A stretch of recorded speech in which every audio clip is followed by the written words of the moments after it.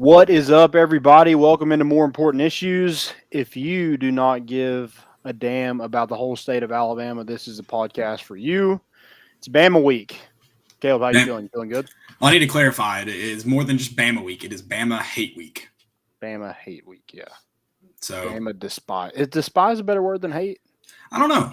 It's bigger, but I don't know. Like, you think despise is bigger than hate? I think hate's just been overused. I think that's the issue. That's a good point. Yeah. Like I think a lot of people are saying they hate stuff that they don't really hate. Like it's like love. Love is overused, right? Love is way overused, man. You got to use it only for the special times. I don't know which one would technically be bigger. You stumped me there. But we despise / hate Alabama. I do feel like hate is overused regardless. Okay. Gotcha. All right, guys, let's get to it.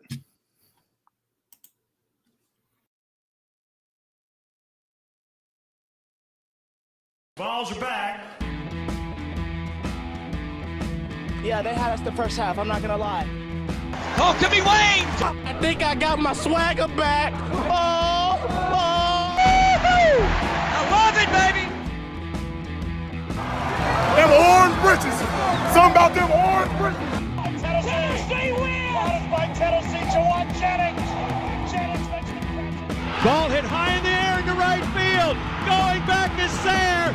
And Tennessee can say hello win column. A grand slam in the bottom of the ninth. You can't draw it up any better. We just won a basketball game, and we're very happy right now. I made up my mind. I don't expect to ever look back. I'm going to stay at the University of Tennessee.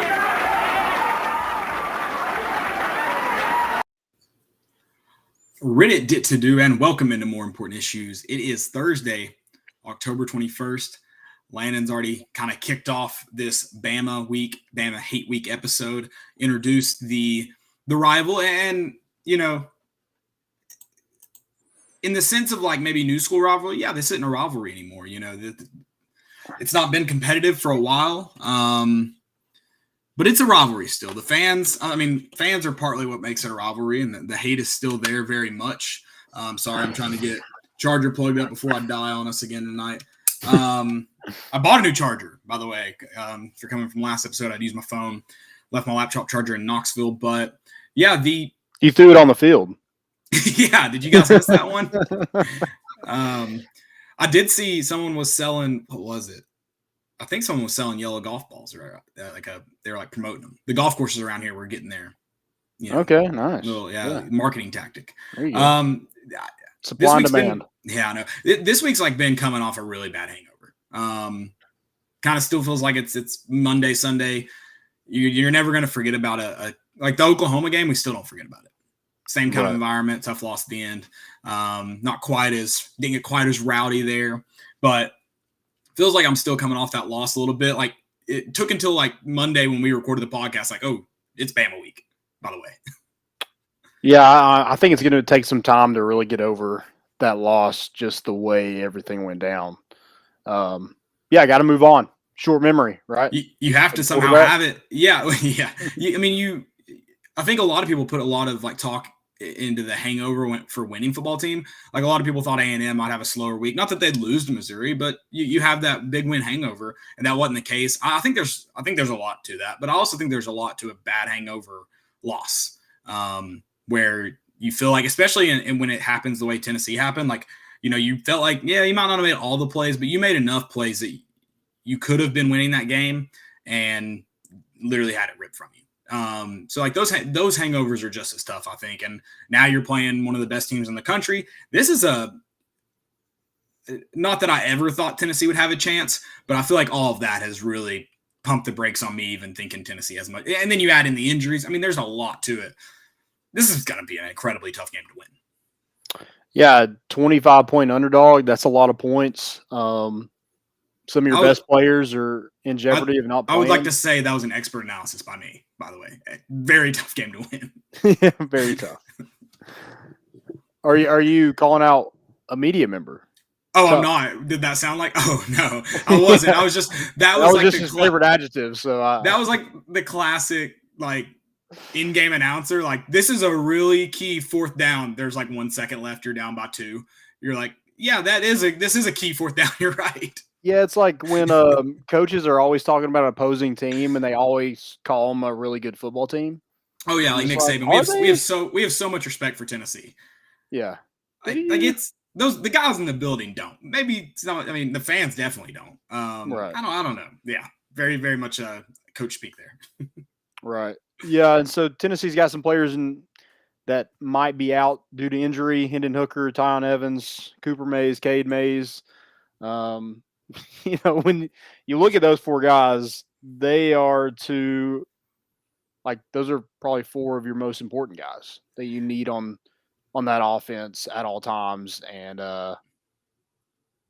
in a game where you're a 25-point underdog, you definitely need those guys to play. Yes, and I was probably going to get in this to players to watch, but I mean, I'll go ahead and ask it. Just your thoughts. I'm not pretending like we know anything. Just what we know as like a fan base. We know how Hendon Hooker went down. We know what Josh Heupel said to this point. Do you think he plays this week? I don't, and here's why. It seems like it's a big bruise on his leg.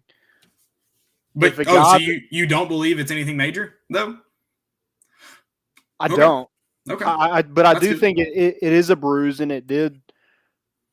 And if it's hindering him from being able to utilize his legs as much as he does, I just think there's no reason to play him in this game. You need him healthy for Kentucky.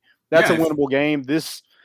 I guess it's technically a winnable, but in reality, it's not. You play to win the game. Exactly. Yeah. So I'm not for people sitting out. Just the competitor in me. I don't want that. But if he can't go. Right, but if he's not going to really help you his legs are a huge part of his game. So if he's not able to utilize that, there's no reason to play him in this game to risk further injury. No, I would agree with that. On Monday I was like, if you're sitting him because you're sitting him, that's a different, like that makes you not competitive. That's weak, yeah. But yeah, if he's not 100%, like how much can he really give you at 75%? Like surely you can get something out of one of your other two quarterbacks if, maybe not have to. I mean, I hope you don't see both on Saturday. Yeah, I mean, if this is the national championship or something like the end of the season, yeah, maybe you play him and, leave it all out there, but you have the rest of the season to play. There's no reason to risk further injury. I would, yeah. I mean, I agree with that to an extent. If he's like, even like, if it's one of those things like, if he's limping around, but like it's nothing, it could, like if it can't lead to major stuff and he can go, like I think he needs to go. Now, if you're looking at it like, hey, he needs to really get fully healthy before you roll him, like we need to go through protocol, like return to play protocols kind of stuff, then yeah, I think you definitely take the cautionary route because like you said, you have but if it's like if it's just a bruise, let's say, which I mean, I know there's a difference in like a deep bone bruise, whatever, I don't know. I can go on about athletic trainer stuff if you want me to. It just wouldn't make any sense. So I'm not going to try.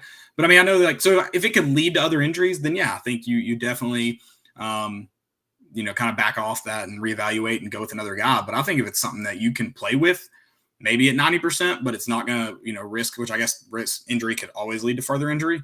I mean, I definitely think it's something that if you can play, you probably should. That's what I'll say.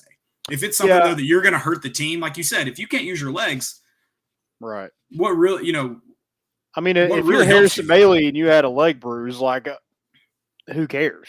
Like, you're not running anyway. But when Hendon Hooker's running the ball 20 times a game, maybe not.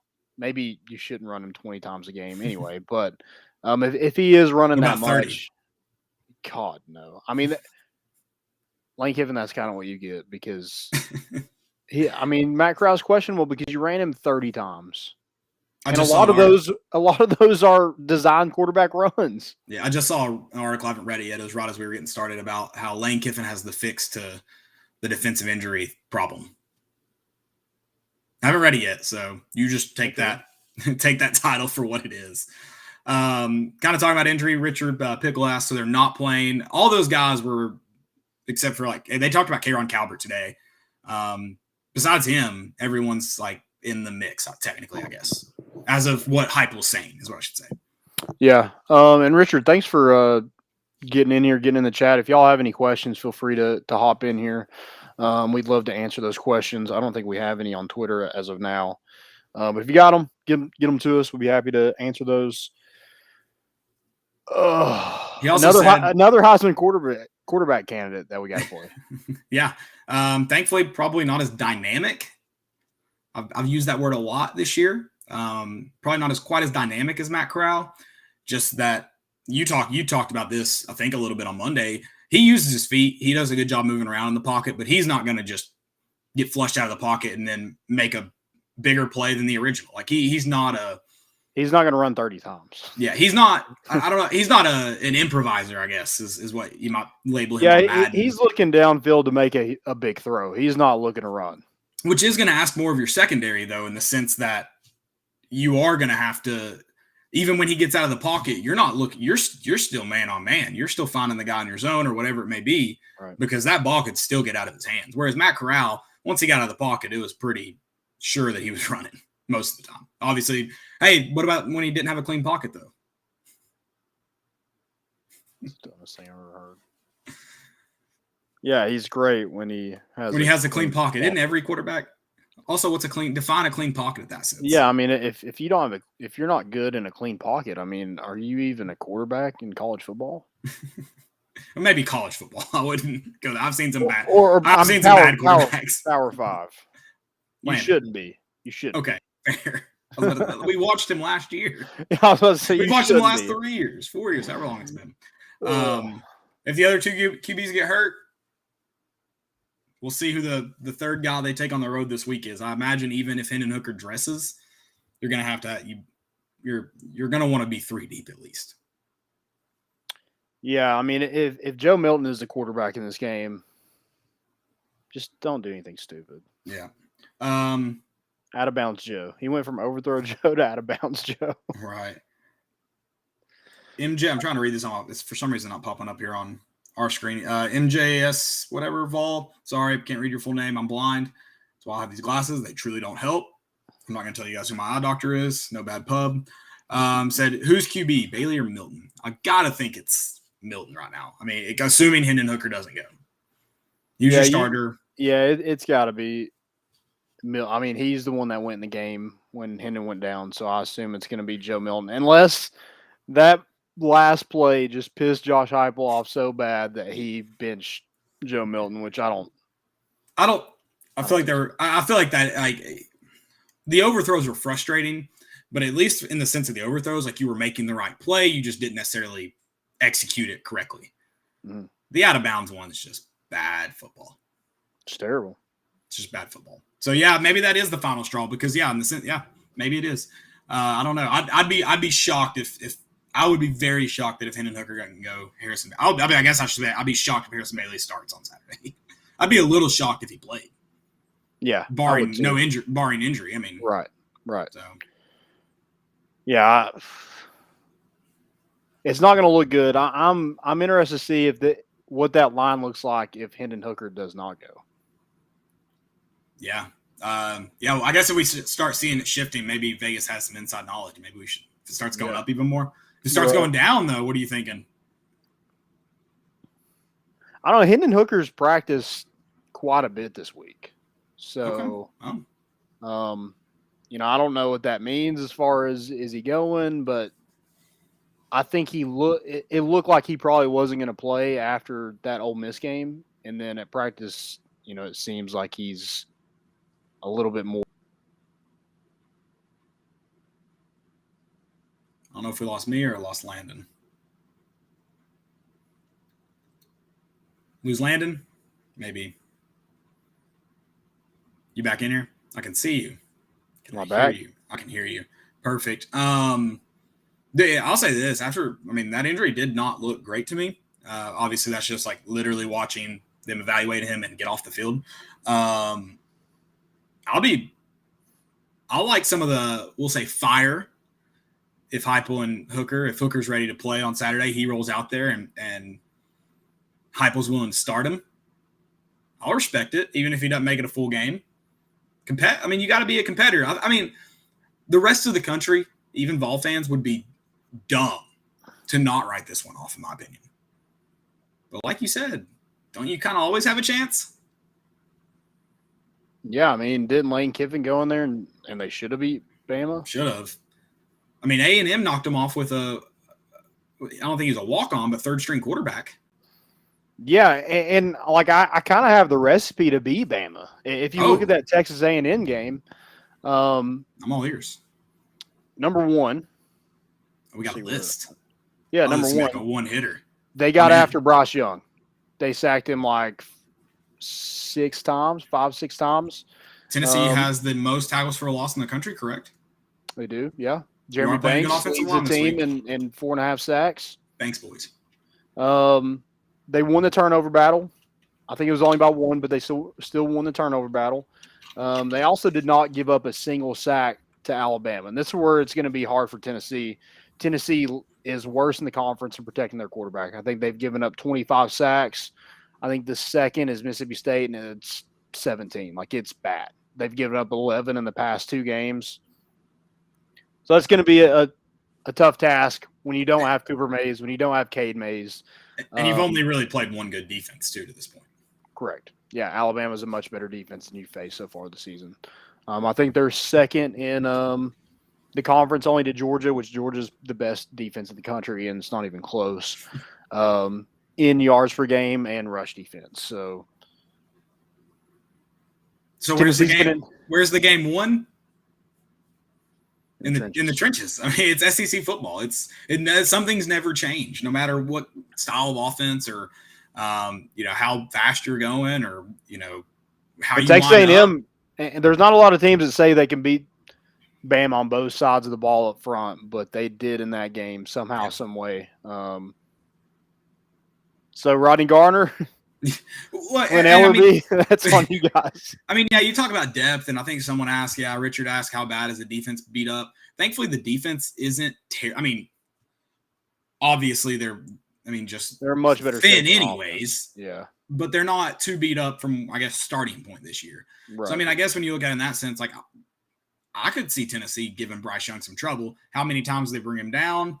And then we've talked about it all year. Can they finish the play? That's where they've struggled. They haven't struggled getting pressure. It's finishing the play is where they've struggled. Can they finish the play at Bryce Young? I don't think they'll have any problem putting pressure on him. They've done that all year. You do got to bring him, like you said, if you want to win this ball game, you have to bring him down. Right. And this is a much better offensive line than you face all year long.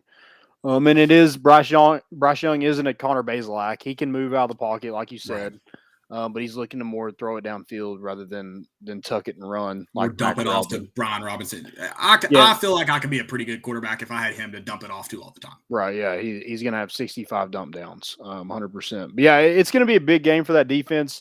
I think that secondary is going to have their hands full with John Mechie and Jamison Williams, 2 of Alabama's top receivers. I think they've combined for 8 touchdowns on the year.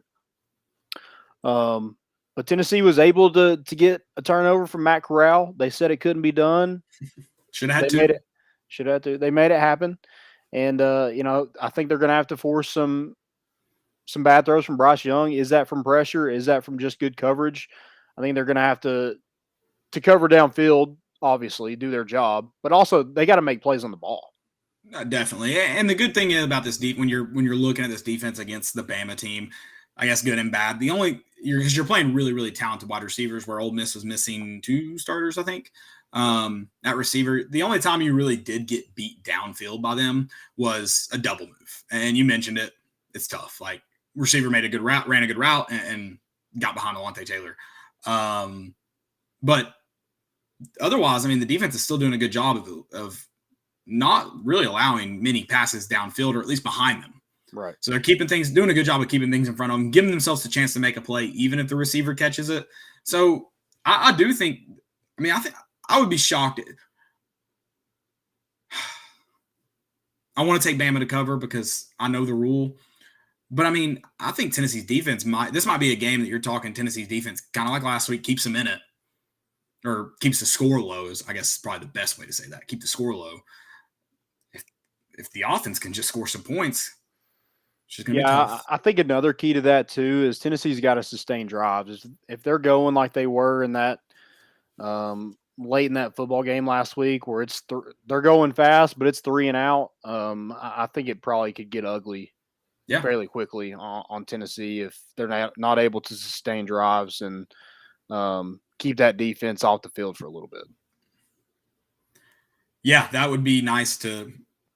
You got to give your defense some rest. I mean, they've been a lot of people want to harp on the defense for giving up 185 yards to Matt Corral. That's obviously not good.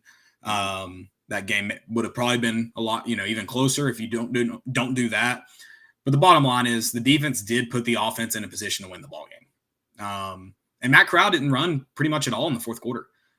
He had his 185th yard with like 13 minutes left in the fourth. So especially when you're talking about when it mattered. Also, I did a full rewatch for anyone who wants to argue with me about how many injuries there were. But there were, I mean, you did your job when it mattered. You held them to a score that you gave Tennessee's offense plenty of chances to win. The defense actually had a score in that game. I don't care what happens. If my kids ever ask me about what happened, and I'm sure they'll be asking about the trash, the 2021 great trash at Neyland, I'll tell them that Tennessee won that football game by 2 because that's a touchdown every day of the week. I've seen it. You mentioned the no call forward progress on Matt Corral's intentional grounding. That was a straight up safety. Forward progress had stopped. They spun him around twice. Yep. Forward progress was done. So yeah, that's a touchdown. Sorry, the SEC schedule can say what it wants. It's a touchdown. Instead of letting Tennessee make a play, they gave it to Matt Corral just made a dumb play. Right. Exactly. Give it to Maury Thomas, baby. Yeah. So someone asked how many flops. Here's the thing. I didn't watch it to see how many flops there were. I watched it to see how many injury stoppages were. Because when we said it Monday, there were, because we read the tweet, we just trusted it blindly. 22 or 28, I don't remember what the number was. Total stoppages in the game, 20 stoppages. 11 of those were Ole Miss's. 9 of those were Tennessee's. Of Ole Miss's injuries, 10 of them were defensive. I don't know how many are flops. You can go watch the videos on my Twitter and determine for yourself. I would say at least, like at minimum, there were 2 flops. Like they fell down right before the ball was going to be snapped. The other ones may have been strategic. But they weren't obviously strategic. I remember 2 specifically. It was the opposite side corner. Both were opposite side corners. Yep. Yeah, I was like, that's garbage. Those were. I'm not like you can say you were cramping up, but it's like that was a pretty convenient time to cramp up. So, yeah. I'll say at least 2. You can go watch and determine because there's some other ones that may be questionable, but there weren't 28 Ole Miss stoppages in play. Like there weren't plays that the game was called to a halt and they were allowed to bring players in and out. There were only 11 Ole Miss ones. It's absurd. That's a lot of injuries, but it's a far cry from 28. And I want to be outraged, and I'm still upset because it's very obvious what they did and why they did it. But right, like all Tennessee was like right after contact, except for the Spraggins one. And there was one defensive one that I could not see where he would have gotten injured, but he also didn't go down right before the ball was snapped. So again, could have been injury, could have been strategic. It's hard to tell. And I'm spotting Ole Miss 9, so you can't get on to me. Yeah, the rest of Tennessee's though were contact. You had a Warren Burrell one that was real bad. That I mean, you can hear it on the ESPN mics. You can hear Ole Miss fans booing. I can't imagine Tennessee fans were booing their own corner getting injured. So that's another thing. You call it the home team because you can hear them the most. When they have the stadium mic'd up, you can hear the booing. Yeah. Yeah, Ole Miss definitely booed. Sorry, I got off on a tangent there talking about injuries. I don't know how we got on the injury topic.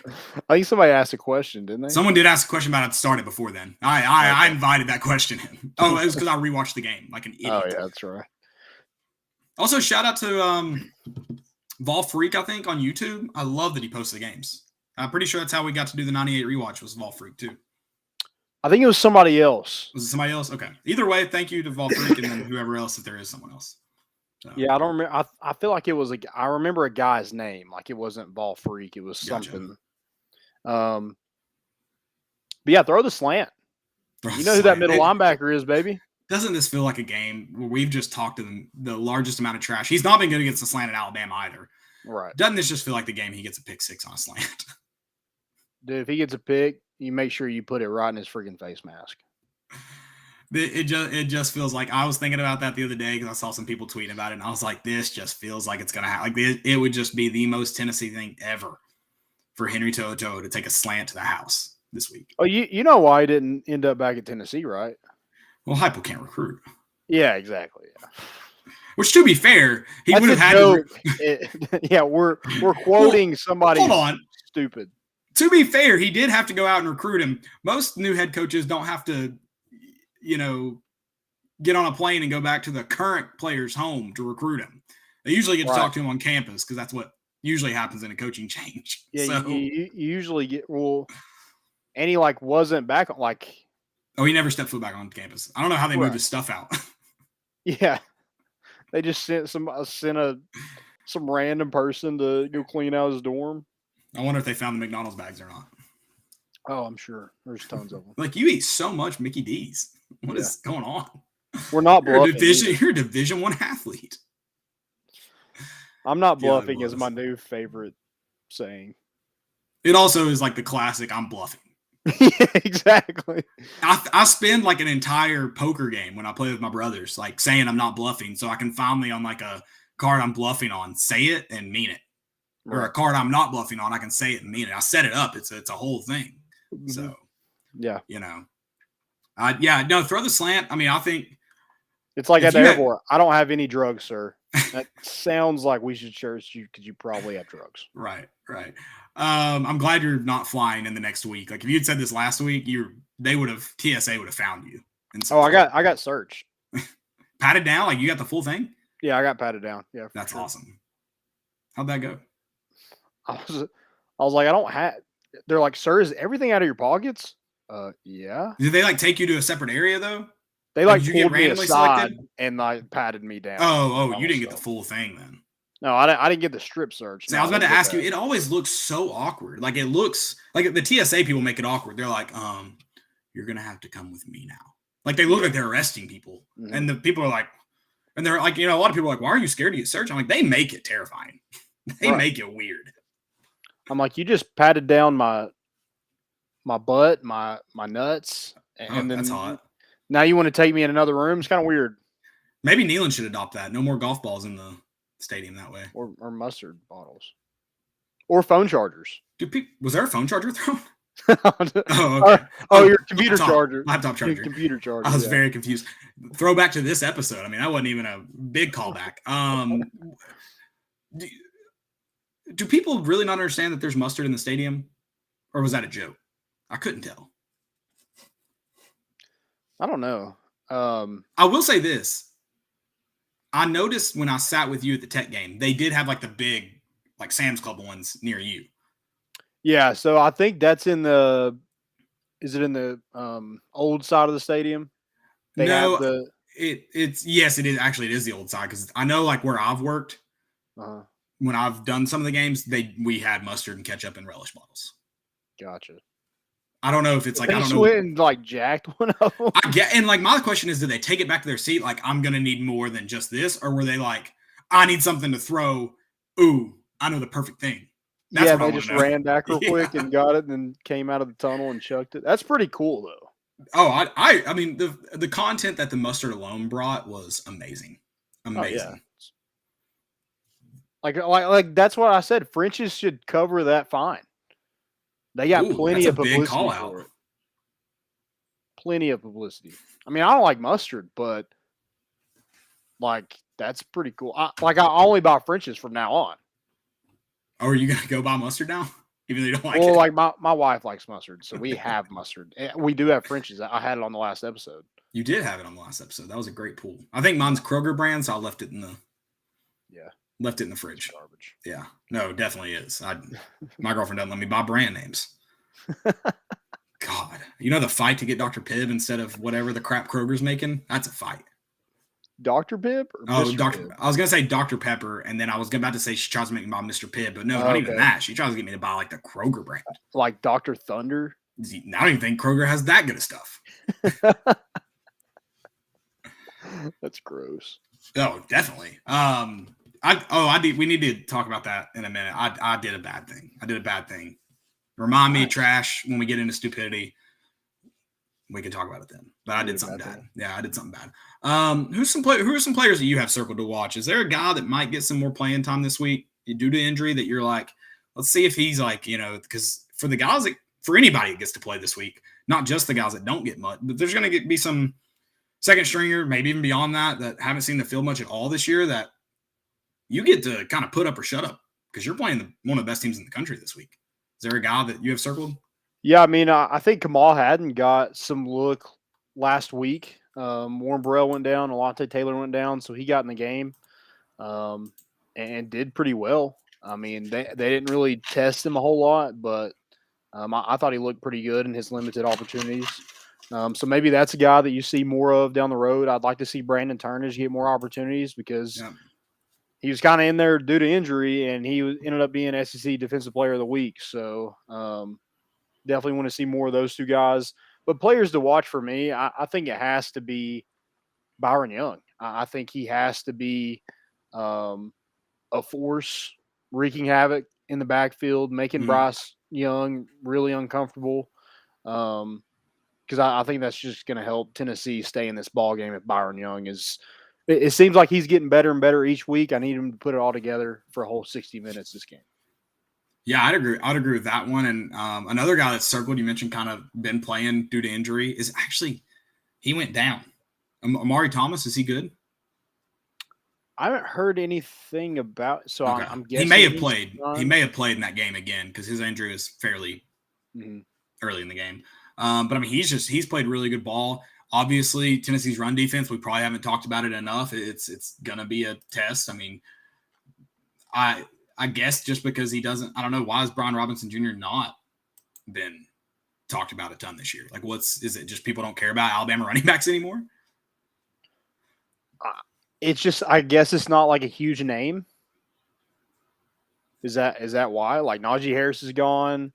You have Bryce Young and John Mechie, and you're just led by that defense. I don't know. I don't know why, but he almost has good. And he has almost 800 all-purpose yards already.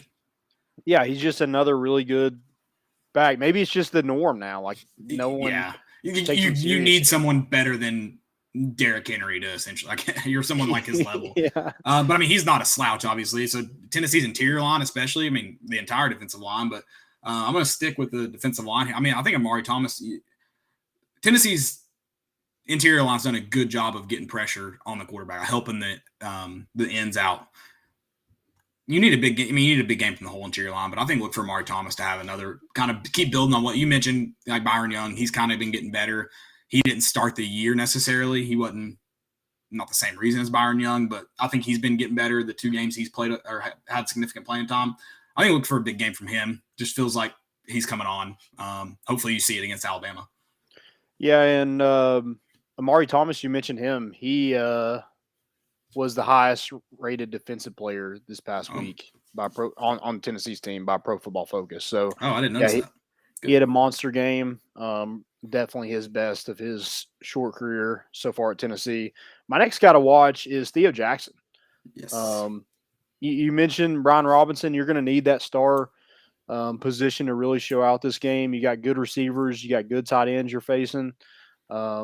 So Billingsley and Latu, I think, is their names. So Theo Jackson's going to have a big game. I'd like to see, his production continue and, hopefully get some turnovers. He was very close to one against Ole Miss. I mentioned last episode, it was a game of inches. Some of those guys were just inches away from getting another pick, fumble recovery, things like that. So hopefully they're a little bit quicker to the ball this week, and we capitalize on those turnovers. Please make some turnovers happen. I mean, that's a really Amari's really the only kind of like you said, he had one of the best weeks for the defensive line. But I mean, the obvious ones, guys like Jeremy Banks. I mean, you need him to keep kind of coming into his own. Obviously, you're going to need him in pass coverage, but you're going to need him really. Going back to Brian Robinson, they're going to get him out in the flat. So can Jeremy Banks play sideline to sideline? Yeah. There's a lot of B's on our defense. You got Banks, Byron, Beasley, Barron, Banks, Beasley. I like how you throw first name. Yeah, you got to. Butler. There's quite a bit. I like the Bees. Banks. You got Tim Banks running the show. Also, I know my Twitter doesn't get a lot of attention, so I'm not. But yours does, and you tweeted it out too. Banks boys, and then Tennessee happened to do the little Banks. I mean, Banks of Banks. Come on. You got it from us. Admit it. Banks just credit us. Yeah, that's. I wasn't trying to take your thunder because you're the one. No, said that first. Go, no, please, everyone. I want everyone to do it. Let's keep that running, Banks boys. I told you. I think the entire NCAA, everyone should go in and change their name to Banks on the back of their jersey. Absolutely, yeah. Like when you make a team and you want them all to be you or brothers, sisters, cousins, whatever. All the number 42. Oh, could you do that? Huh? Could you make? I'm just talking about in the MLB when. Yeah. When they're all number 42. Yeah, definitely. Went way over my head. Because I think, God, I forget who that. Satchel Paige? No, maybe not. I don't know. Whoever plays that, in that movie with Chadwick Boseman, 42. Wait, what? I'm so confused. I lost Landon again. I don't know where he's going. He's talking about Jackie Robinson, is that the name of the movie? I think the name of the movie is 42. I don't know what he's asking me though, and I'm confused. And it's never good when I'm confused because it's hard to get me back to the right place. So my bad. Yeah. What are you? So you're talking about the movie 42 about Jackie Robinson. What else were you talking about? So in that movie, there's a scene, and I forget. Pee Wee Reese, that's right. Okay, is he comes up to Jackie. He's like, "Hey, I got a lot of family in the stands, and I need them to know." And he's like, "Maybe next game I'll wear number 42 so they can't tell us apart." Gotcha. Yeah, we all wore 42. I didn't realize how cheesy that line was though until. Oh, but it was a heater. Like you pieced it together. I didn't realize how cheesy it was. It's a good movie though. I love that movie. It's a great movie. 42 is a great movie. I was about to talk trash about it not being baseball season, but a lot of Tennessee fans are also Braves fans, so this isn't the time to make that joke. I'll pump the brakes on that one. If the Braves were, who the Braves normally are, they would have been out 2 weeks ago, and I couldn't make that joke. But I'll pump the brakes this year. I'll let you guys have it. I hope the Braves win it all. That would be fun. That'd be cool. Don't blow the 3-1 lead. Please don't. Please don't blow the 3-1 lead. I'll knock on wood just because I don't want to be crucified if it happens. Go for it. Go to the let's go to the offensive side of the ball. I mean, if you get Hendon Hooker and Tylen Evans back, your chances got to at least increase. I don't know if they get good enough, but obviously getting those two guys back, the most dynamic players on your offense, that changes you. You said it. I believe it. Some others have echoed it. If Tylen Evans plays against Ole Miss, we win that game. We win that game. It's that simple. God. Don't overthink it. I've thought about it too much. I mean, that kind of makes me want to think that if Byron Young plays against Pitt, do we beat Pitt easy? I don't know if he doesn't make not easy, no. And he doesn't make the same change. I think it's easier to say Hendon Hooker if he starts. Oh, yeah, 100%. Whereas Byron Young, it's just that there's a lot of variables there. I feel like Tylen didn't have that big of an impact in that game either. He was still, I don't know if his carries speak to the number 2 back, but Jabari was rolling out there first still at that point. Yeah. I'm not sure. My next one on offense, if you don't have those guys, which I think those 4 guys that we mentioned, Cooper, Cade, Tyon, and Hendon, if those guys can't go, who are you turning to on this offense? And I think it's got to be Velus Jones Jr. I agreed. Yeah. I think without those guys, he's your most dynamic player. So you're going to have to lean on him in the slot. That's going to be difficult. Malachi Moore will be in that star position, so it'll probably be on him the majority of the game. But, yeah, Velus Jones Jr. is your best playmaker on that offense without Tylen Evans or Hendon Hooker. Does it help Joe Milton that Velus is now in the slot, though? Because when he was playing, it was tougher to get the ball to him. He was on the outside. Does that help Joe Milton if he is a starter? Now that Velus is at the slot position primarily. Throw the slant. I mean, no, don't overthrow it. That's a pick six waiting to happen. Right, but yeah, throw the slant. I think Joe Milton's throw the screen. Get the ball in his hands quick. Right. Yeah. Do it quick. You don't need the home run balls. I just think those are going to be even harder to complete in those games or in this game than it was in the games previously when they were running wide open. I don't think you're going to have a lot of guys running wide open. No. Now, if you are, Josh Heupel is absolutely the man, which I think he's a definitely really good play caller. But against a Nick Saban defense, that just doesn't happen very often. Right. Anybody kind of else on offense you want to keep an eye on this week? Could be the difference in this game. See a tight end getting involved. We know they have one linebacker not good in pass coverage. I think they do need to get the tight ends more involved. I know Jacob Warren had that big catch, but other than that, they really haven't been utilized the past couple of weeks. I'd love to see Jacob Warren get some more opportunities. That one was unfortunate. I will say on replay. So I think I mentioned this on Monday. I think I said that the ball was probably just short of the 40, not just short of the 41 like they had it marked. I do still believe that to be true. Obviously not a great camera angle. The ball was close to his hip. It wasn't on his hip. Right. But it was close to his hip. They spotted the ball just short of the 40, 41 or right at the 41. It was probably like a foot short. Nose of the yeah, and if they do mark it at the 40, it's not overturned. No, but I think they'd have to go back out and measure. I think where the ball was spotted on the camera angles that they gave on ESPN, that they should have remarked the ball and gone out and measured it. Because all you need is the nose of the football to touch. Right. So based on that, I think the camera angles I saw, now I might not say this if I'm an Ole Miss fan, if we're just being honest. I think it could. I think you had enough to change the spot of the ball. Could you prove on camera that the first down was past the spot of the ball? Still, the new one, you may have been able to, but I don't know. Regardless, I have to move on. I know I'm so just sick of it. I shouldn't have rewatched it, but I rewatched it because I promise this. I swear to God, I rewatched it because I wanted 28 videos so bad of Ole Miss players going down. That's why I rewatched it.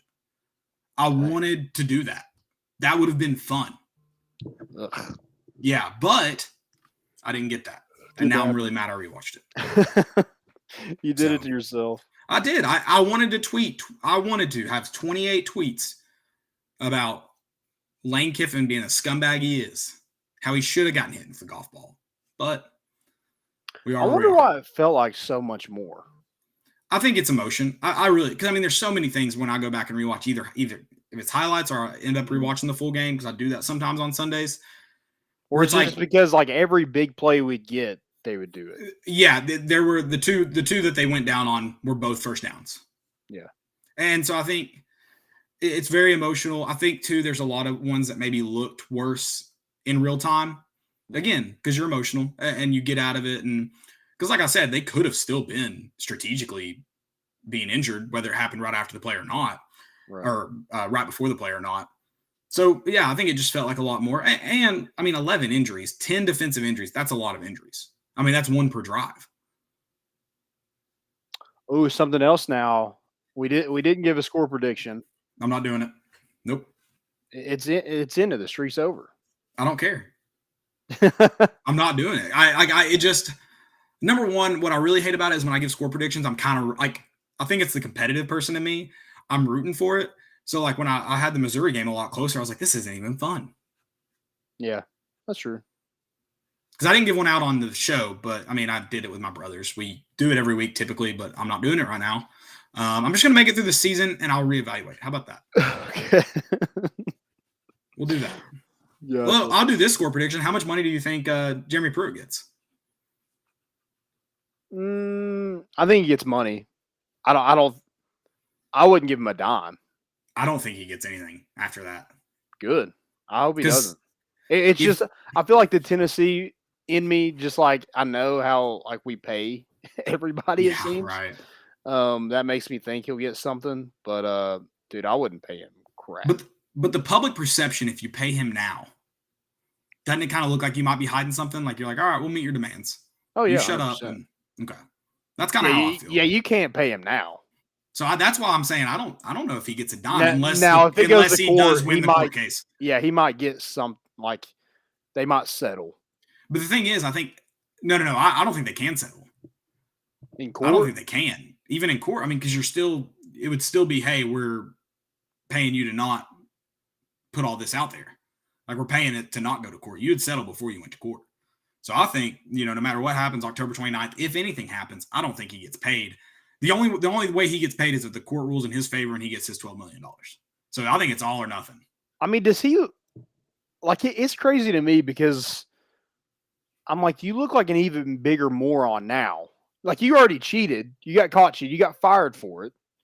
And then you're wanting this $12 million. Number one, you didn't earn $12 million, in my opinion. Well, he did get fired, and it was in his contract, so he kind of did earn it. Right, but it's also like you can't be fired for cause in your contract, right? Oh, there's yeah, like there was like 30 something provisions in there saying, like, if you do this, you do that, you do that. I saw that guy tweet about it today before we went on Fox. Yeah. I don't know. It's just you look like a moron because, like, you're threatening to burn down the place you were just at. Like, what future job is going to hire you? Like, even if you don't do it now, no, they saw that they're not. I told somebody yesterday. I said, if I'm a Giants organization, we don't want this. Everyone has things they don't want out. I would have fired him. Yeah, I mean, let him go. However you want to call it that. I'd pay him his buyout to go, whether I'm hiding something or not. If I'm the Giants, bye.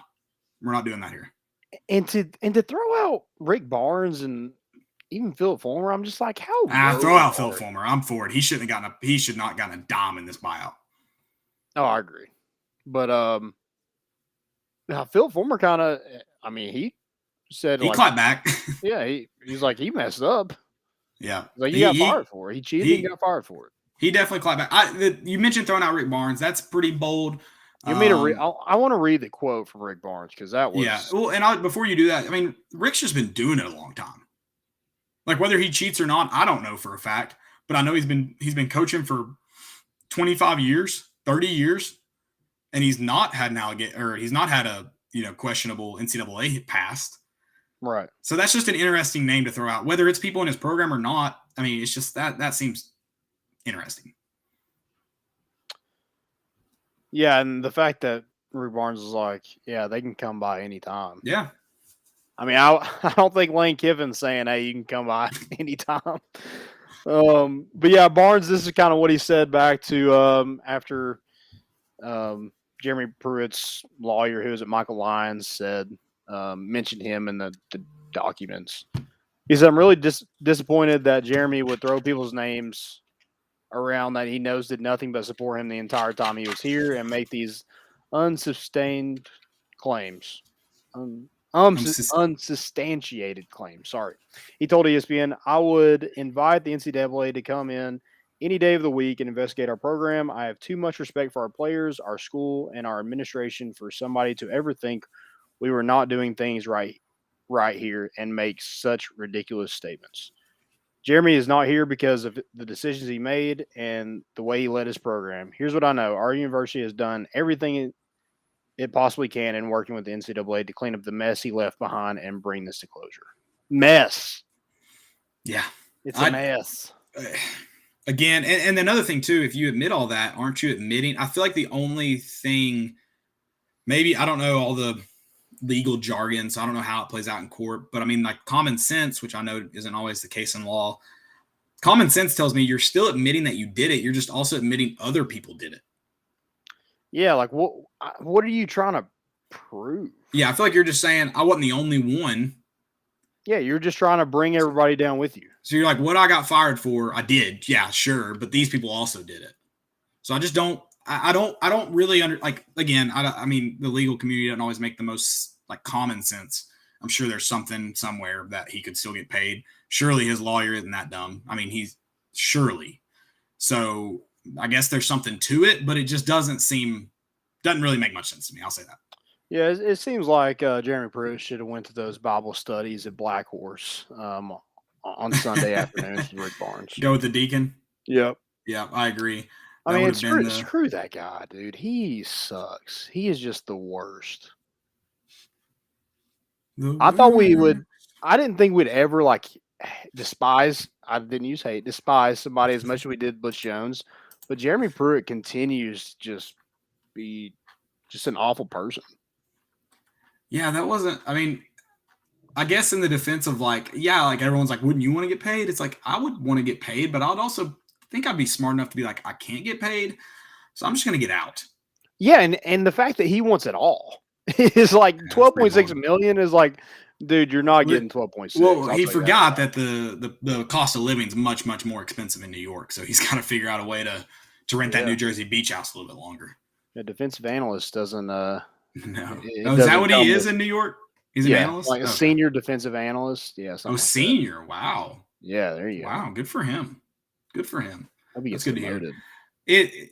Yeah. I do. I told you I kind of like the drama. It's funny. I don't think Tennessee may not come out clean on the end of this.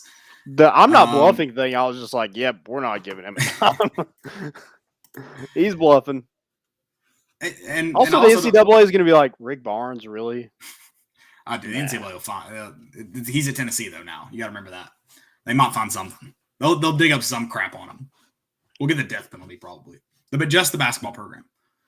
That team full of 3 stars a couple years ago that was ranked number 1 in the country. Yeah, no. Imagine how much trash is gonna be on the field when he comes back with Alabama in 3 years. As a head coach? Yeah, I dare him. I mean, I dare him to try and bring down his baseball program. Right? He's never come unless Alabama gives him some kind of rehab coaching job under Saban. He's never coming back to college football. Yeah, how can you? I mean, maybe low level, maybe if he wants to, but how can you? Yeah, go to Alabama and coach some be a defensive coordinator at some no-name high school. Or I could see him at a FCS school or low FBS school. Him and Butch Jones would be perfect. They would be perfect together. Be co-head coaches. They would despise each other. I mean, it's why we didn't. They would fight all the time. I mean, Pruitt would definitely kill Butch Jones. That's why we appreciated the change. Yeah. Oh man. College football picks. I don't have anything else for Pruitt. I don't want to stop you if you want to give a prediction. Don't let me. I'm not going to let you stop my fun. I'm not going to stop your fun. If you do want to give an Alabama-Tennessee prediction, I'm all ears. I'm here for it. Shoot. Okay, I'll just go ahead and do it. I'll go 45. Tennessee fans aren't going to like this. I can already tell. See, it's like this Hen didn't play. If he doesn't play, it's much worse. I think you have to assume at this point that he's not going to play, in my opinion.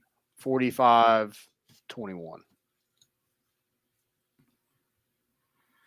We cover. Tennessee covers. Oh, man.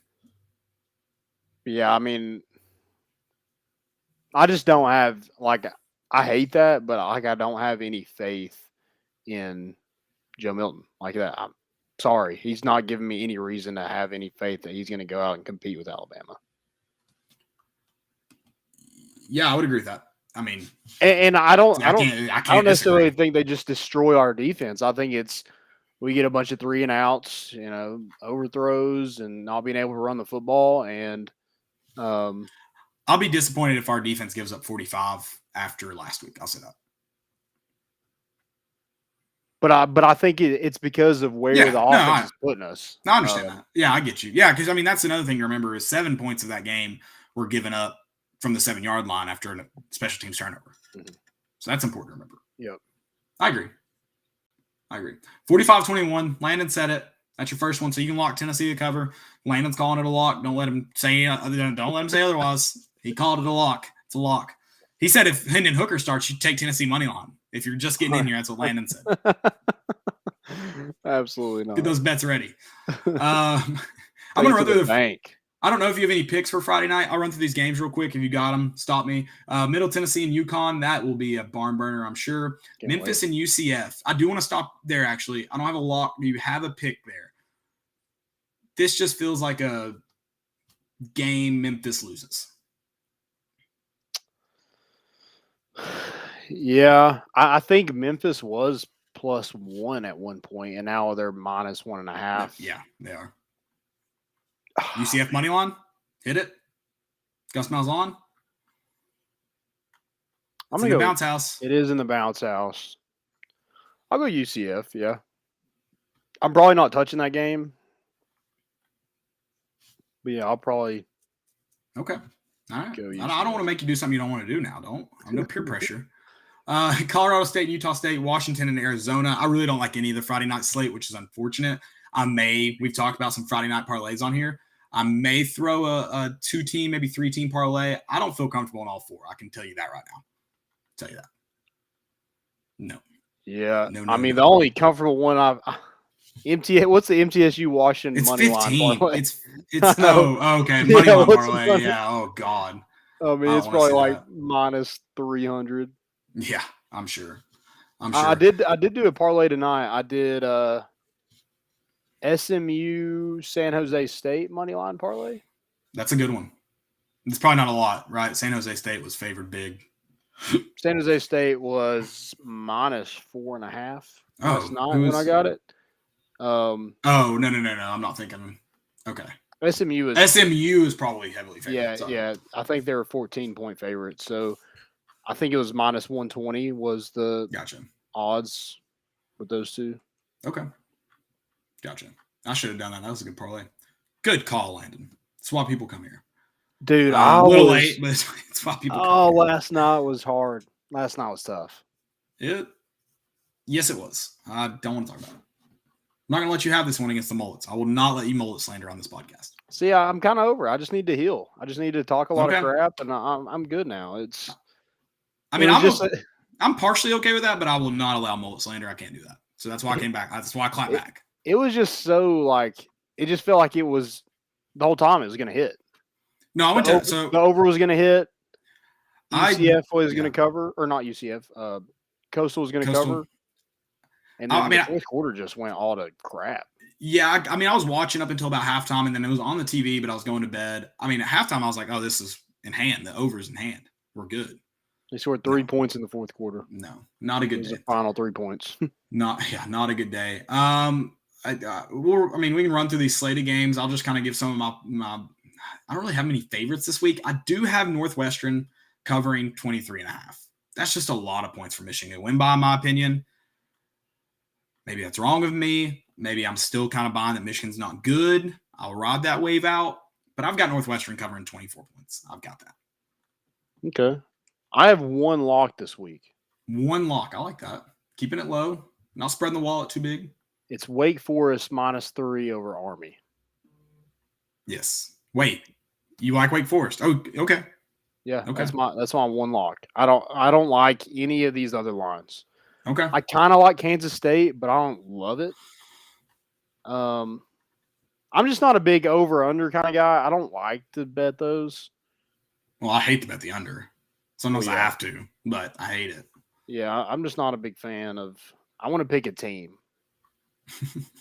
You don't like You don't like just the game. You don't like rooting for points. What is this? No, I don't. I'm not a big points guy. Who did I do this podcast with? What is going on? It's ridiculous.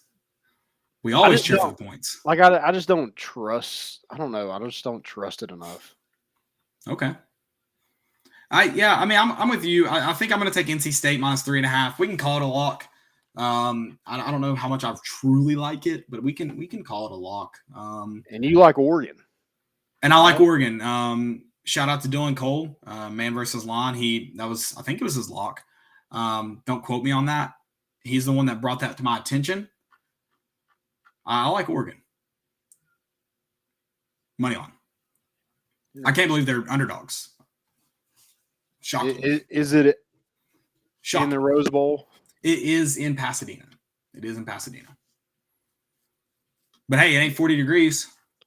I was like, what's UCLA done recently? They beat Washington by 7. They beat Arizona by I don't think UCLA is terrible or anything. I thought for them to be favorite, I was like, oh, these last couple games they probably killed somebody, but they really haven't. No, they haven't. There's another. Did you see the video of the USC player? I'm not sure who it was. And they were like, are you ready for the cold in Indiana? He's like, what's the temperature? 40 degrees? He was like, I mean, you would have thought his grandmother just died. He's like 40?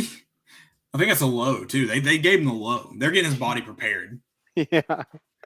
I told Landon before we got on here, I'm excited for the USC Notre Dame game. It's at night. It's in South Bend. It's going to be like, it just feels like classic college football. Like we grew up when Notre Dame they were kind of still technically Notre Dame, but like the Notre Dame USC game, USC was in its in its heyday when we were growing up. That just feels like the classic college, like one of the classic college football games for me. I know that's probably weird for like an older generation. I don't know. I think it's going to be a nostalgic night for me to watch that game. It is at the same time Alabama-Tennessee game is. I guess we'll be at a bar, so we'll probably be able to watch both, depending on what bar we're at, I guess. But I kind of like the under in that UCLA-Oregon game. No. If you're not going to bet over-unders, you definitely can't bet unders. Don't do it. Are you kidding me? God bless. Can't take you anywhere. What do you think about Louisville minus 5.5 over Boston College? No. No? I'd go Boston College. You think Boston? Okay. Money line? You said that like maybe money line was in talks. I like what's that coach? Jeff Hadley? I don't know who old Louisville's head coach is. No, not Louisville. Boston College. Oh, Boston Colleges. Not sure. We'll go with that. Do you like him because he was talking trash to what's his name? Jeff Hadley. You just hate Eli Drinkowitz, and you like that he dug at him. No, I just like I like him. I liked him when they played Clemson last year. Okay. They gave Clemson all that they wanted last year. So was last year the fake field goal, or was that the year before? Had to be last year. Yeah, I think it was. I think you're right. Had to be. I think another one I like. This is a ton of points, so I'm not going to call it a lock. Houston minus 13.5 over ECU. Yeah, ECU's hard garbage. They are, but the 13.5 is a lot of points. I think I'll take that game. Not a lock. I'll take it though. A&M. I used to love I usually like betting SEC games, but there's just none this week. I'm just like, oh yeah. We're all taking A&M though, 20 over South Carolina, right? Over South Carolina? Yeah. I don't know if South Carolina will score a point. A&M just has to score 20. I mean, that's true. It is in College Station. I don't know. Do it, Landon. Don't wimp out now. Do it. Are there any games that I didn't mention that you like that you need people to keep an eye on, maybe even take? Do you like Notre Dame now that guy is freaking out about the weather and is he speaking for the whole team? Yeah, I mean, if I'm sure a lot of those guys are from California. If they're not used to that weather, I mean, that's a big factor. I think I do like Notre Dame, honestly. I don't think it's much as I like Notre Dame. I just don't like USC to cover.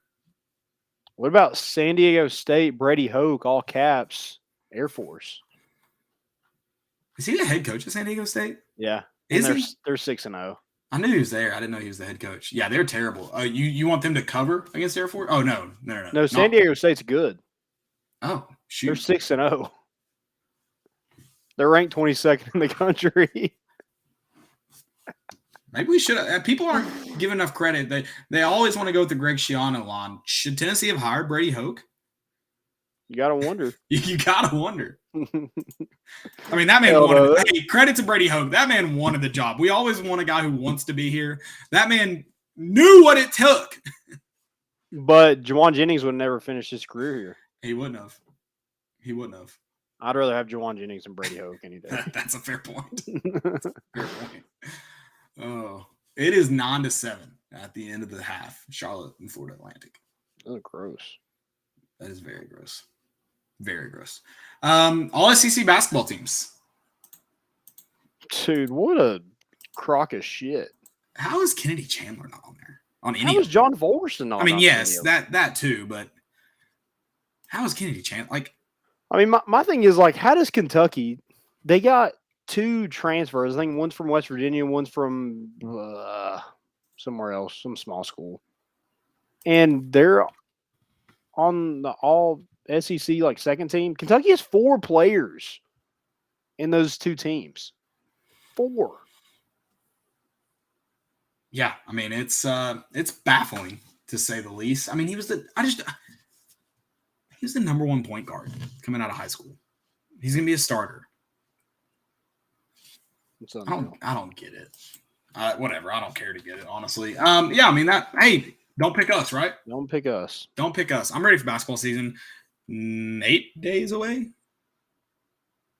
8 days away? No, that's not right, is it? We're not even in November yet. I'm like, holy crap, that's close. I mean, November's the first game. I mean, you're saying it like, and even like a month away. I feel like that's way too close. It's definitely under a month. I'm prepared like a couple months. November 9th. November 9th is the first game, so we are not 8 days away, but a couple weeks, 2.5 weeks. We are 7. I can't count. My calendar's not working.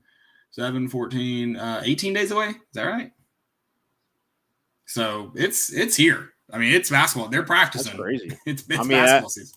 That's wild. I guess I knew that, but I wasn't planning on it being that close. Right. Yeah, and the media picked the teams, and Tennessee's 5th or 4th. Sorry, 4th.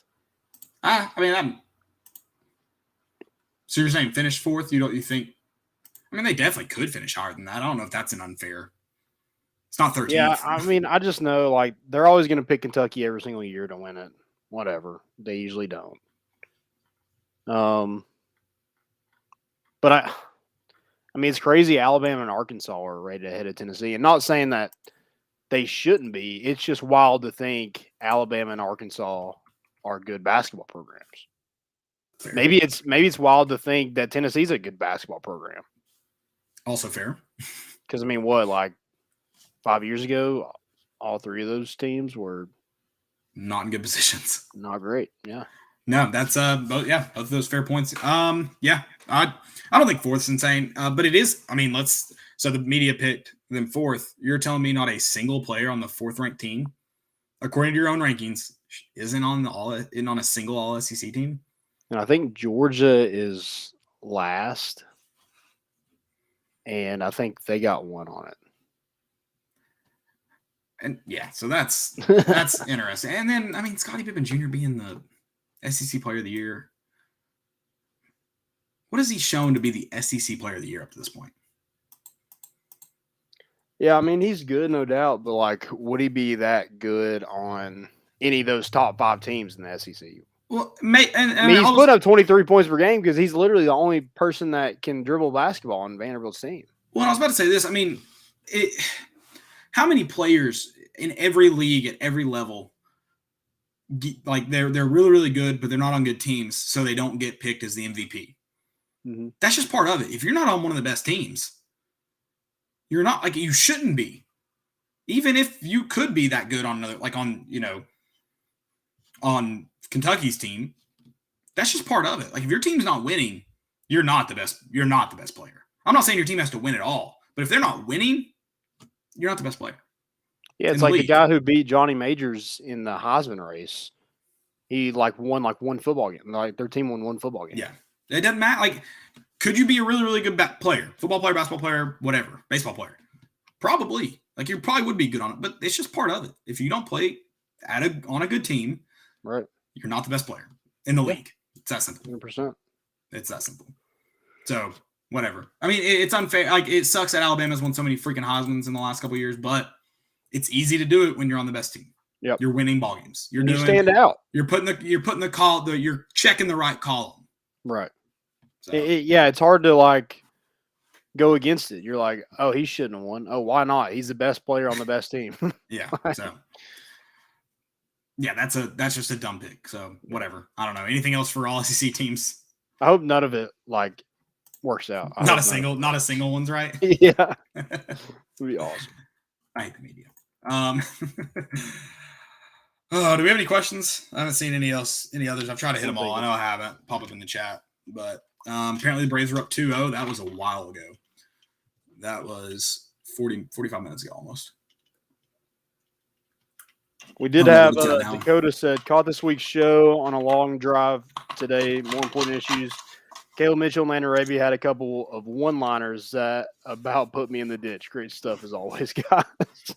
Thank you. I didn't know we had a bunch of one-liners. That's good I don't always pick up on them when they I'm sorry that it affected your driving. I do apologize for that, but glad you got to listen. That's maybe it was so stupid we put them in the ditch. It could have been like this. These guys are morons. Yeah. It's probably accurate. We appreciate that kind of words. Yeah. Thanks for listening, Dakota. Appreciate it.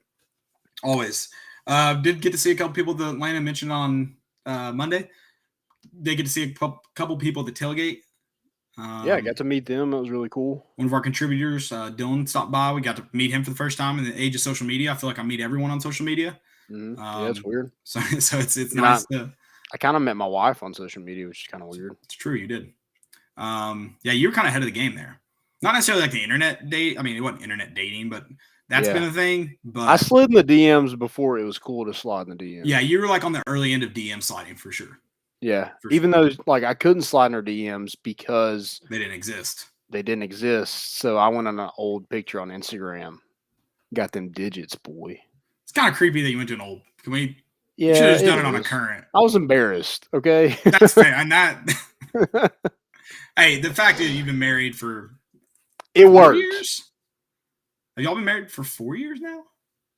Yeah, that's pretty insane. And you all did get married when you first met. I mean, you dated for like 3 or 4 years. Yeah. Yeah. As soon as I got the digits, man. Yeah. Hey, let's not waste any time. Let's go ahead and get married. Yeah.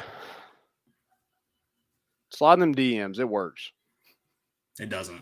Maybe not be as creepy. Unless it works. Yo, girl, send me them feet pics. I wonder if anyone's got married from that comment. Feet pics? Yeah. I'm sure there's some people out there. Someone's got married from feet pics. I love it. Are you a feet pic guy? I'm not. I will say this. I am in to send feet pics. Like if you want to pay me for them, I'll do it. You'll send feet pics. Oh yeah. If you're paying me to send anything, I'll send it. I really don't care at this point. Like if somebody was like, hey, send a butt pic, like I'll send one. If you're paying me money. Anything? You would send anything. Yeah. Okay. On the record. You heard it. I mean, it's got to be like a little bit of money. It can't just be like $1. Okay. It's got to be at least 10. You heard it here first. Yeah, I gotta get ready. Gotta get the lighting right, you know. Fair. Hey, I'm not a man. I said I'd send feet pics. I'm not a man to judge. So you'd only send feet pics. I think I draw the line at feet pics. I think I draw the line at feet pics. What about a thigh? This is getting out of control. What about a thigh pic? If you find my thigh, you got some nice legs, Caleb. I do. I do. They're a little hairy. Some hairy. People like that. Some people are into that. It's true. Can't forget. This is getting weird. It got weird a long time ago. I feel like we should just embrace it. What's trending? I was getting my stupidities prepared. Hold on. Oh, sorry. I was ahead. That's on me. Sorry. That's on me. I'll go first. Yeah, go first. Ben Simmons getting thrown out of practice. Thrown out of? I missed that. Yeah, I think it was 2 days ago. Yeah, he got thrown out of practice, and apparently he just wasn't giving the effort everybody else was. Apparently he wants out of Philadelphia, and it's not a secret anymore. Have we heard of fans getting thrown out of practices though? Like, has that been a thing? Or fans, players? I'm reading about fans now. Yeah, I think that's a weird, like, especially like you're getting paid to be there, so it's like,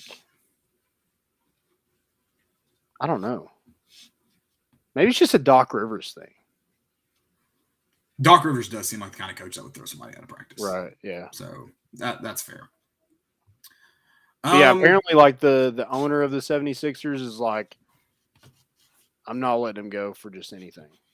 That's smart. That should be your stance. And he said he's like, buckle up because this isn't going anywhere anytime soon. That's an interesting comment. Yeah, I was like, that does not sound good. No, not for all. either side. Right. We were kind of mentioning this, speaking of what's trending, sex. Coach O apparently just sexing everybody down in Baton Rouge. Maybe even some boosters' moms, wives. That's the rumor. Just I heard he hit on a administrator's wife. Is that true? I don't know. Apparently he was just hitting on everybody. Someone had like a story about him hitting on people at the gas station. Just guys being dudes. Some quarterback said, I've been at LSU for a long time. I've never seen that. No, he was talking about the story that his girlfriends were bringing like their kids to and like doing drills. Which I feel like I feel like the story is that's a stretch. Those kids were at practice and they like threw football with players afterwards. Yeah, they weren't doing Oklahoma drills. They weren't like right. 5-star prospects getting in these drills and stuff. I'm also like I'm imagining like he's like, yeah, suit up, kid. And this kid got like Little Giants comes running out of the tunnel. He's got a freaking jockstrap across his face. I love it. I hope that's it. Little Giants is a great movie. It is. I need to rewatch it. Annex Puerto Rico. It is a great movie. I mentioned this kind of earlier, how it's just been a great. I've enjoyed the drama. Some of the stuff that's come out of the Jeremy Pruitt potential lawsuit. It's been fun. It has kept me laughing this week. So thank you. Love it. Did you see LiAngelo's outfit by chance? Is it LiAngelo? Or LaMelo? LaMelo's outfit? Yeah. What the hell? He dressed as the car. That was an interesting one. Yeah, he looked like he bought the car and then dressed as the car for Halloween. Maybe an early. That's a good call. Halloween's coming up. I'm giving him too much credit. There's no way he did that. My last one. The Vol Nation fundraiser. Children's Hospital. Tennessee fans wanted to kind of clap back the national media that want to call this fan base whatever whatever repulsive word they want to use. Brent Baltzer, I don't know how to say his name, started a fundraiser. Volunteer Spirit for Children's Hospital. If you can donate to it. It's obviously for a great cause. I know that, from, I don't know if it's technically firsthand experience, but with, some family members that have been in Children's Hospital, they do a great job over there. So if you can give, that was like, obviously that time was a very unpleasant time for my family member that was, there in the hospital, but they did everything they could to take care of everybody, and then seeing the care that everyone else got. That was also like, no, that wasn't during COVID. I was about to say that was, there was obviously a lot of, they do a really, really good job, and the care they give is incredible there. And that's gotta be a tough job with some of the children they see, and obviously tough for the children. So that's going to them as well. I love Children's Hospital. I really do. Yeah. Love it. Do you have any more? Right on the fort too. Yeah. Oh yeah. That if you're going to be in a hospital, having all those good food options around, that was a nice thing. Cause if you're at UT, you got to drive to get anything or go to the hospital cafeteria, which I do have pleasant memories of a hospital cafeteria. We used to go, we maybe went once, but as a child, like reverting to childhood memories, I remember going often, and I know that's not right, to eat dinner with my brother who worked there. And I'll tell you, man, that pizza at the time, A-okay. Oh, yeah. Okay. Definitely. You're a big pizza guy, though. Like, it's hard. It's hard for you to it's hard for somebody to mess up pizza to you, I feel like some people wouldn't be caught dead buying Weigel's pizza. You embrace Weigel's pizza. But they're wrong. Like I'll tell you when it's bad pizza. I complained about pizza on here on Monday. The Neyland Stadium Papa John's pizza. Yeah, that's so trash. But to your point, you can't have Papa John's on the box and give us some shit like that. That's trash. And I'm not a big fan of Papa John's anyways. I'll eat it, obviously. I don't think it's terrible pizza. It's not terrible fast food pizza, I should say. But to your point about it is hard to mess up like pizza that I won't like. Like it's got to be real bad for me to be like, that's terrible. Yeah. I'm a fair pizza raider. Very fair. They used to have some pizza at work, and I don't know what was on it, but it tastes like hot garbage. And I'm just like, I've never really had bad pizza. Like, I've had pizza like, oh, yeah, that wasn't great, but I ate it and ate a lot of it. But, like, that pizza, like, I didn't even finish it. Like, it was that bad. I found some good frozen pizzas. I can tell you the good frozen ones. Dude, those Craven ones at Food City? Haven't had them. I mean, pretty cheap. You know me. I'm a cheap ass. But they're pretty good. Can I tell you a pro move as well? Yeah. Get pepperonis from the store. Put it on the cheese. You put can on the however you want to do it. You put as many pepperonis as you want on there. But getting your own pepperonis is a big time move. I'll tell you that. Okay. Big time move. Yeah. Delicious. See that Craven when they have like specialty pizzas too. I get that buffalo chicken. Oh. My God. I love it. Stupidity. This is the Vols Picks Stupidity of the week. Of the week. I didn't get to say this last one, but RJ Young's Week 7 top 25. Let me read off some of these teams. So they had Georgia number 1. Okay, yeah. Iowa number 2. Ugh, gross. Still? Like this came out this week? No, this is Week 7. So Okay. before they lost. But yeah, they had them at number 2. Oklahoma State at number 3.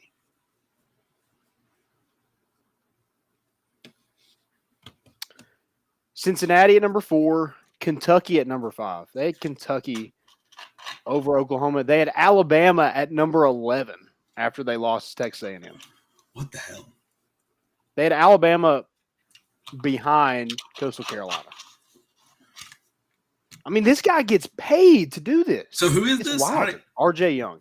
I think he works for Fox. Okay. So I mean, he was just going based on undefeated teams, right? I'm guessing. Even then, it's a little weird, but that had to be it. Where's San Diego State? They weren't in there. What? You're telling me 5-0 San Diego State? No. Ridiculous. What is this, RJ Young? I mean, it was unbelievable. That's bad. I mean, Kentucky at number 5, Oklahoma State at number 3. I don't care if Oklahoma State wins every single game. They should never be higher than 5, ever. Oh. I mean, this tweet right here, this sole top 25, got Gundy another extension.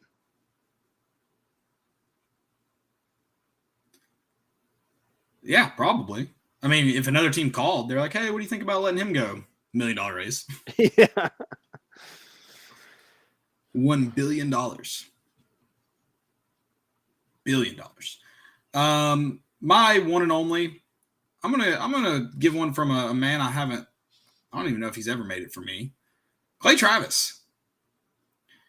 This one's on something he said, but also some of the clapbacks. He tweeted about the WNBA parade, about how empty it was, which, like, why even tweet about it? Like, everyone knows the WNBA isn't heavily watched. Why even tweet about it? Let them have their championship parade. They did win a championship for their city. Let them have their parade. So that was dumb in my opinion. But the best part was the claps back. Okay. Everyone flooding his timeline with pictures of his tailgate show. Oh, it was fantastic. The empty tailgate show. It was great. It was phenomenal. I saw like a promo video for it, and they were like going around like the fraternities and stuff, and I'm just like, that's kind of weird to me. Yeah, grown men just like. Yeah, just like in frat row. I'm just like, yeah. It's pretty weird that Morgan Wallen went into dorm rooms. It's very weird. Clay Travis walking around with. Yeah. Yeah, definitely. I mean, are those kids even of age? Don't they still have to sign like a slip to be in that promo video?